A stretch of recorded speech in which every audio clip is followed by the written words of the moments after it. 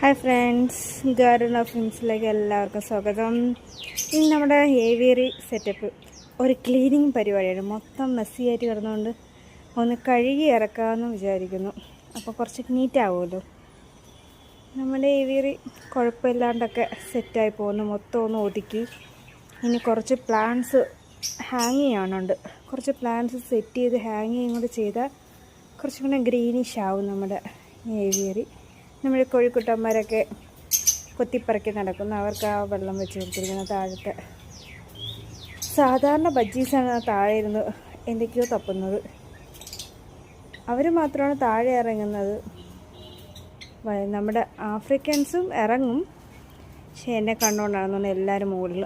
നമ്മൾ കലങ്ങളൊക്കെ സെറ്റ് ചെയ്ത് കൊടുത്തിട്ടുണ്ട്, കമ്പിയൊക്കെ വാങ്ങിച്ച്.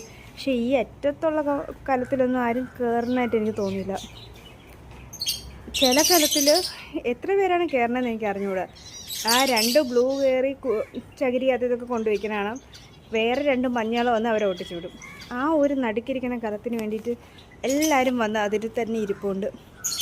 ആ ഒരു തടിയിലിങ്ങനെ വെച്ചിരിക്കുന്ന ഇതുണ്ടല്ലോ, അത് തടിയുടെ തോല്, അത് ഫുള്ളും അവർ കൂടുണ്ടാക്കാൻ വേണ്ടിയിട്ട് കടിച്ച് പറിച്ചിട്ടിരിക്കുന്നതാണ്.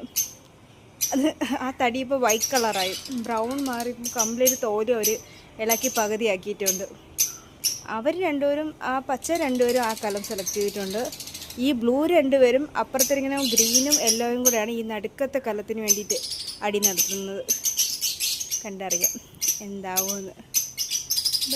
ബാക്കി എല്ലാവരും കുഴപ്പമില്ല, വലിയ പ്രശ്നമൊന്നുമില്ല, അടിയൊന്നുമില്ല. ബജീസുമായിട്ടും കുഴപ്പമില്ല. പിന്നെ കോഴികൾക്ക് ചെറിയ പേടിയുണ്ടായിരുന്നു, ഇപ്പം അത് കുഴപ്പമില്ലെന്ന് തോന്നുന്നു.